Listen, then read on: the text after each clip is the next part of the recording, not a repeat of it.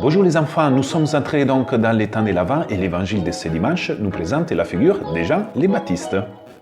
Alors, il faut avouer que Jean le Baptiste a un style de vie un peu particulier. Je le dis surtout par rapport à ses goûts sur la mode et la nourriture. On ne les verra pas dans les boutiques de luxe pour s'acheter des habits chez Armani ou Calvin Klein. Et on ne les croisera pas non plus dans des restos étoilés en train de déguster des bons petits plats. Non, Jean le Baptiste a quitté la ville pour se retirer au désert. Et il privilégie les vêtements d'occasion trouvés par-ci, par-là, ou gentiment offerts par un de ses meilleurs amis, poil de chameau. Et pour ce qui concerne la nourriture, puisqu'il n'aime pas perdre du temps, il se retrouve souvent chez Mardieu avec son ami poil de chameau pour commander les menus plus célèbres du désert. Sandwich, sauterelles frites, coca, avec bien sûr la fameuse sauce au miel sauvage. Et oui, je vous l'avais dit, en termes de régime alimentaire ou de la manière de s'habiller, Jean le Baptiste sort de l'ordinaire.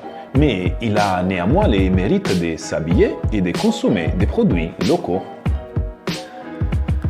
La vérité, c'est que Jean le Baptiste ne s'intéresse pas beaucoup aux choses extérieures. Mais en revanche, il prend soin de son âme, de sa relation intérieure avec Dieu et avec les autres. Et d'ailleurs, il invite les gens à faire pareil, à ouvrir les portes de leur cœur à Jésus, de se repentir, de changer de vie et rendre droit les chemins du Seigneur. Et oui, car vous l'avez peut-être constaté, chaque fois qu'on veut emprunter une voie de péché, d'égoïsme, de pouvoir, on n'avance pas trop dans la vie spirituelle et dans la relation avec le Seigneur et avec les autres. Le chemin du péché est comme une route de montagne, alors le paysage est magnifique, mais quand même le chemin est dangereux.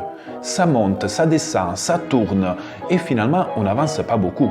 Et si on s'attarde trop à contempler les panoramas au lieu de regarder la route, on risque même de faire un accident, ou pire encore de tomber dans la falaise. Alors là, bien sûr, ça capte pas de réseau pour appeler les secours, silence radio, c'est la cata. Les chemins du Seigneur, en revanche, celui de l'amour, de la paix, de la patience et du pardon, celui-là, il est simple, droit, sûr, rapide, toujours nouveau, jamais de problèmes de réseau, toujours connecté. Enfin, nous pouvons le dire, c'est l'autoroute pour le ciel. Les enfants, ce dimanche, la voix de Jean le Baptiste crie dans les déserts.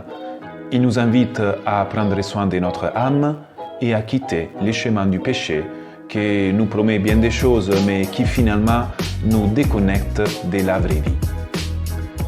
Empruntons en revanche les chemins de l'amour qui nous permettra d'arriver rapidement au ciel. Établissons la connexion avec Jésus, suivons-le dans sa chaîne YouTube, téléchargeons et mettons en ligne plein de contenus audio-vidéo. Prions, chantons, tweetons, aimons, commentons, partageons, vivons une vie pleine dans les chemins de l'amour. Alors, les enfants, venez comme vous êtes, mais ne rentrez pas chez vous comme avant. Ne rentrez pas chez vous comme avant. Ne vivez pas chez vous comme avant. Changez vos cœurs, chassez vos peurs. Vivez en homme nouveau.